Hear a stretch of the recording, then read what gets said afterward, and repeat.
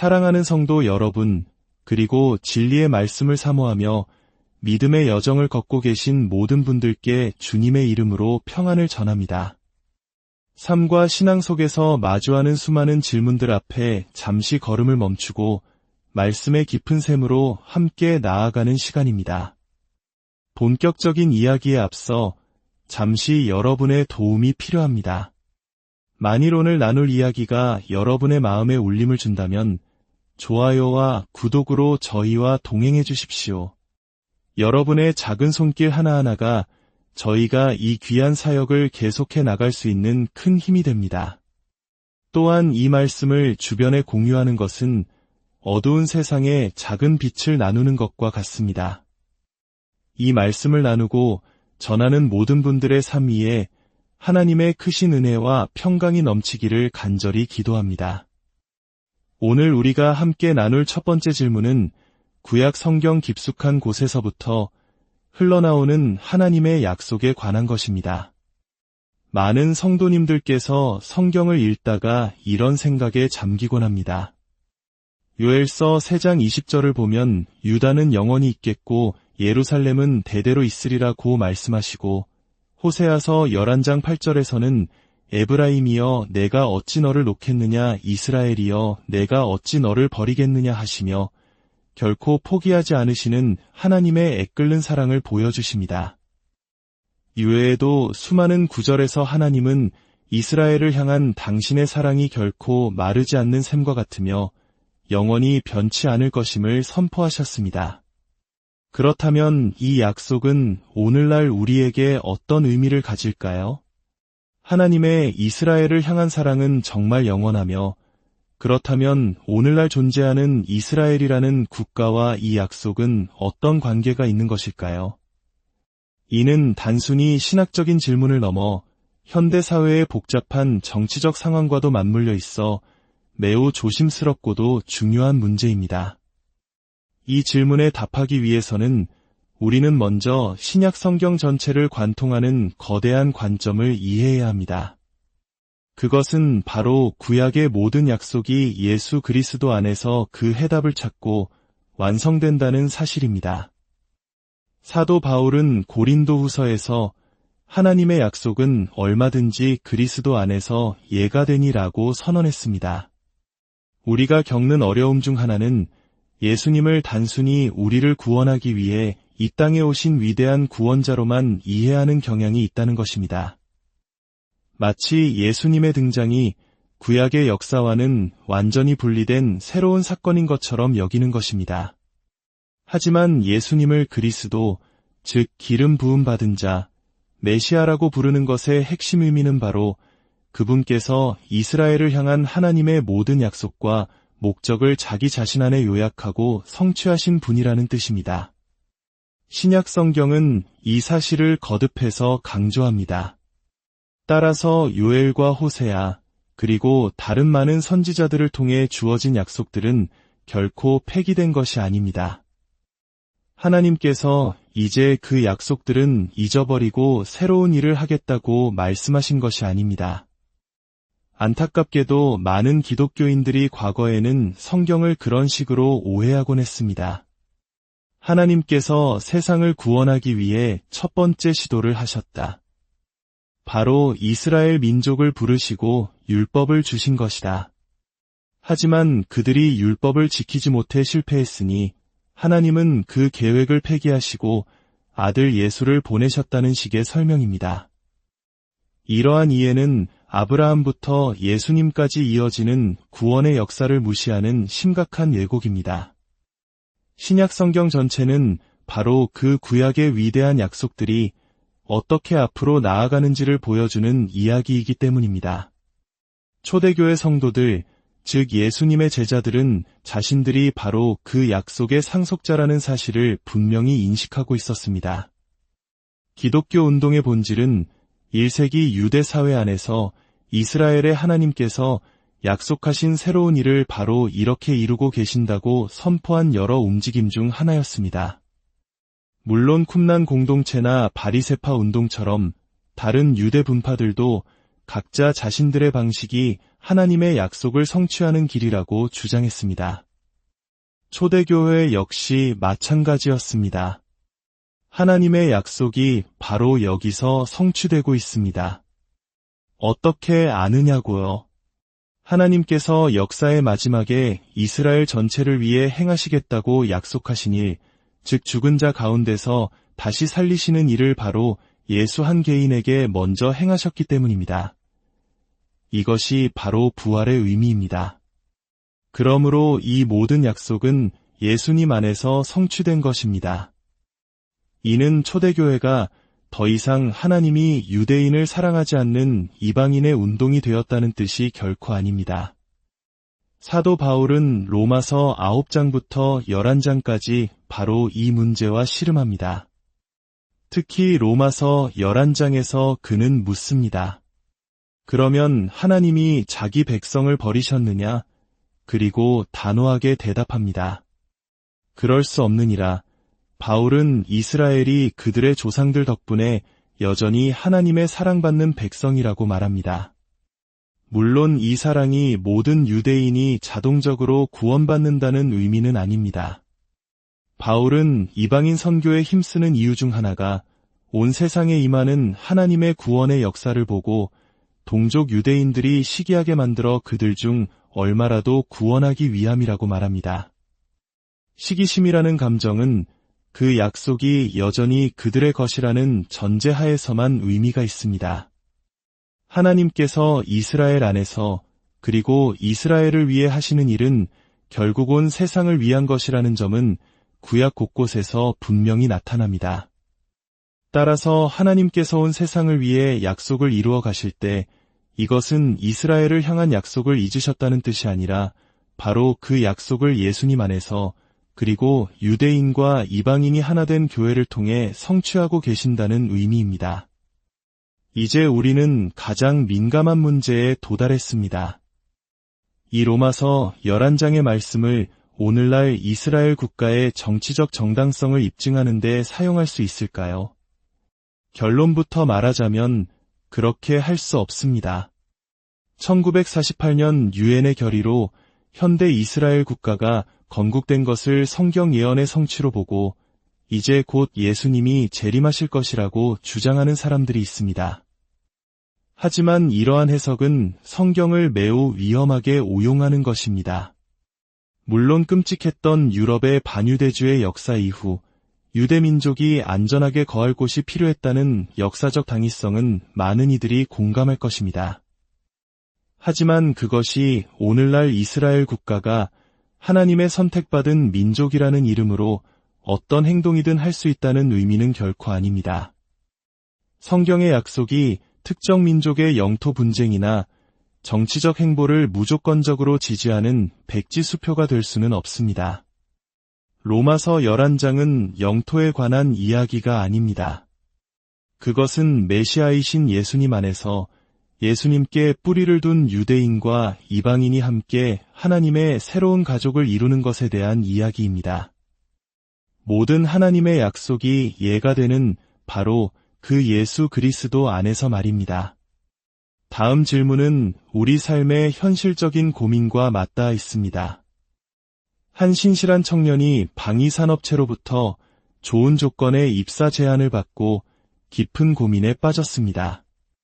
예수님을 따르는 제자로서 군사용 방어 시스템을 제조하는 회사에서 일하는 것이 도덕적으로 옳은 일일까요? 분단이라는 아픈 현실 속에서 국방의 의미를 누구보다 깊이 이해하는 우리 한국인들에게 이 질문은 더욱 무겁게 다가옵니다. 특히 군 복무를 경험한 많은 형제들에게는 더욱 현실적인 고민일 것입니다. 이 문제에 대해 생각해 볼 때 우리는 먼저 내 집 현관문을 왜 잠그는가를 떠올려 볼 수 있습니다. 우리는 사랑하는 가족이 있고 세상에는 악한 의도를 가진 사람들이 존재하기에 문을 잠깁니다. 이것은 공격을 위한 것이 아니라 보호를 위한 최소한의 방어입니다. 국가의 국방도 이와 비슷합니다. 위험하고 호전적인 세력으로부터 자국민의 생명과 안전을 지키기 위해 적절한 방어 체계를 갖추는 것은 국가의 책임이자 의무입니다. 그래서 많은 나라가 전쟁을 담당하는 부서의 이름을 전쟁부가 아닌 국방부라고 부릅니다. 이는 전쟁을 원하지는 않지만 위험한 세상 속에서 스스로를 지켜야 할 필요성을 인정하는 것입니다. 문제는 어떤 방어 수단이 적절한가 하는 것입니다. 여기서부터 문제는 훨씬 더 복잡해집니다. 전차나 소총과 같은 재래식 무기와 수천 킬로미터 밖에서 비디오 게임을 하드 사람의 목숨을 앗아갈 수 있는 무인드론, 혹은 지뢰나 대량 살상 무기처럼 무고한 민간인을 무차별적으로 해치는 무기는 분명히 다릅니다. 물론 평화주의자들은 어떤 형태의 무력도 거부해야 한다고 주장할 것입니다. 그들의 신념은 숭고하며 우리 모두가 평화를 갈망한다는 점에서 그 목소리에 귀를 기울여야 합니다.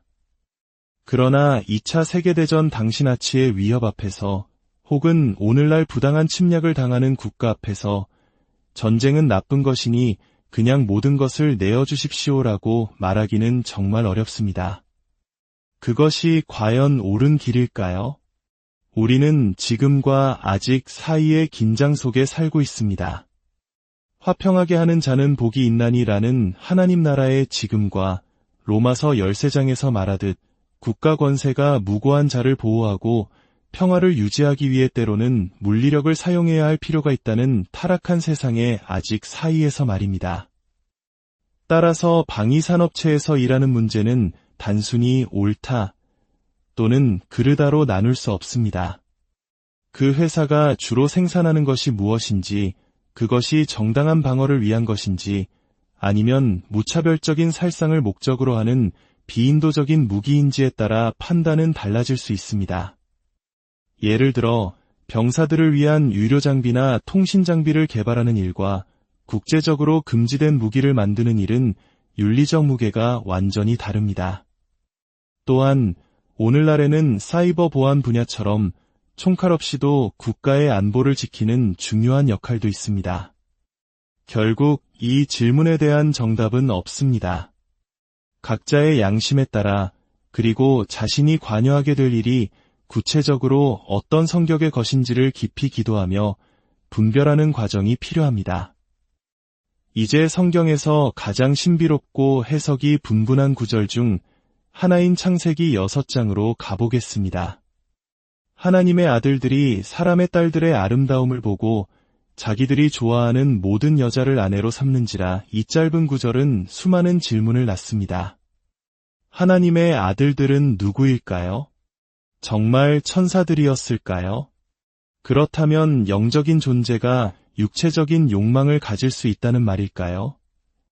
우리는 종종 서양 철학의 영향으로 영적 존재는 육체나 욕망과 전혀 관계가 없을 것이라고 생각하는 경향이 있습니다. 하지만 고대 히브리인들의 세계관에서 하늘과 땅은 그렇게 멀리 떨어져 있지 않았습니다. 두 세계는 서로 겹쳐지고 맞물려 있었습니다. 욥기 1장 6절을 보면 하루는 하나님의 아들들이 와서 여호와 앞에 섰고 사탄도 그들 가운데에 온지라는 구절이 나옵니다. 여기서 하나님의 아들들은 하나님을 보좌하는 영적 존재들을 가리키며 사탄 역시 그중 하나로 묘사됩니다. 이는 고대 이스라엘의 사고방식 속에서 하나님은 유일하고 주권적인 분이시지만 당신의 뜻을 이루기 위해 여러 영적 존재들을 두셨다는 세계관을 보여줍니다. 창세기 6장의 이야기는 우리에게 천사들의 생태에 대한 자세한 정보를 주기 위함이 아닙니다. 이야기의 핵심은 노아의 홍수 심판이 있기 직전 이 세상이 얼마나 총체적으로 타락하고 혼란스러워졌는지를 보여주는 데 있습니다. 하늘의 질서와 땅의 질서가 뒤섞이고 하나님의 창조 세계가 본래의 모습을 잃어버린 극심한 타락의 한 단면을 보여주는 것입니다. 예수님께서는 부활 후에는 사람들이 시집가고 장가가는 일이 없고 하늘에 있는 천사들과 같을 것이라고 말씀하셨습니다. 이는 천사들이 본질적으로 성별이 없거나 우리와는 다른 방식으로 존재함을 시사합니다. 그렇다면 창세기 6장의 사건은 일부 영적 존재들이 하나님의 창조 질서를 거스르는 심각한 반역을 저질렀음을 암시하는 것일 수 있습니다. 하지만 중요한 것은 신약 성경이 이 주제에 대해 깊이 파고들지 않는다는 점입니다. 유다서 등에서 잠시 언급될 뿐 기독교 신앙의 핵심 교리로 다루어지지는 않습니다.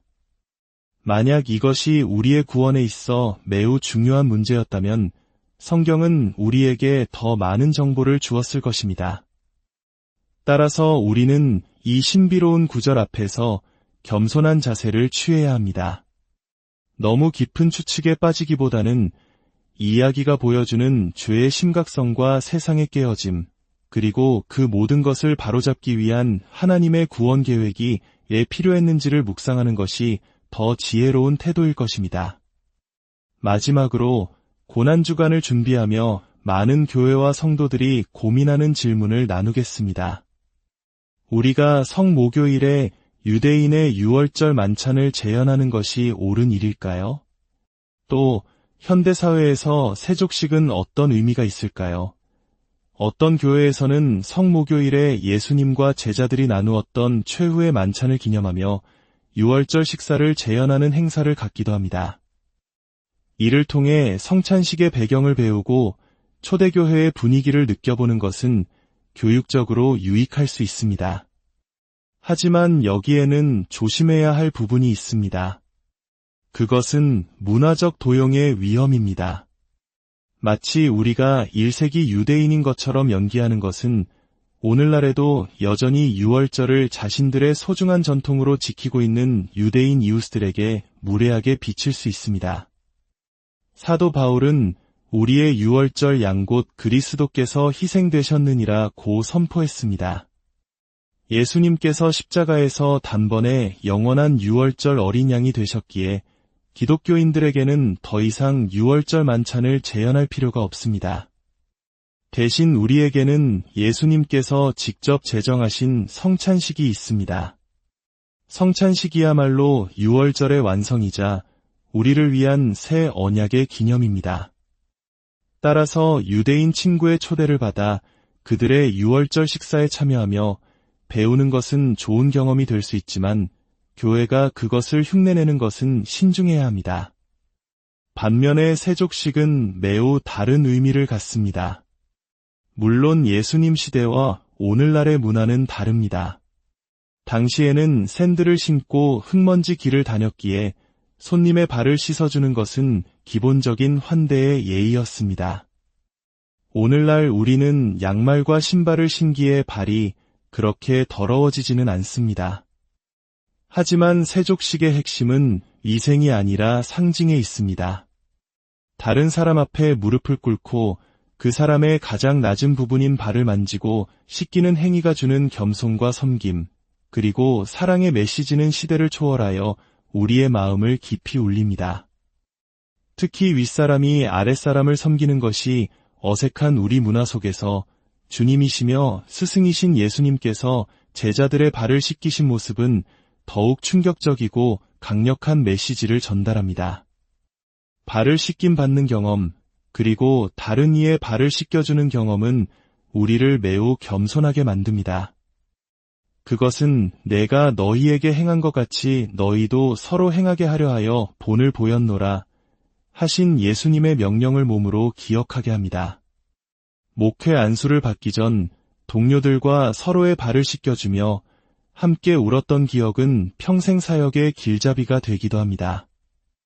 따라서 세족식은 오늘날에도 여전히 십자가를 향해 나아가는 우리의 여정 속에서 그리스도의 섬김을 본받겠다는 우리의 다짐을 새롭게 하는 매우 강력하고 의미 있는 예식이 될 수 있습니다. 오늘 우리는 하나님의 영원한 약속에서부터 우리 삶의 구체적인 고민들, 그리고 성경의 신비로운 이야기와 교회의 거룩한 예식에 이르기까지 깊고 넓은 신앙의 질문들을 함께 여행했습니다. 오늘 나눈 이야기들이 여러분 각자의 믿음의 여정에 작은 등불이 되고 더 깊은 묵상으로 나아가는 디딤돌이 되기를 소망합니다. 우리의 모든 질문에 대한 궁극적인 해답은 오직 예수 그리스도 안에 있습니다. 주님의 크신 사랑과 평안이 이 시간 말씀을 들은 모든 분들의 삶과 가정 위에 충만하게 임하시기를 간절히 기도합니다. 다음 시간에 더 깊은 은혜의 이야기로 다시 찾아뵙겠습니다.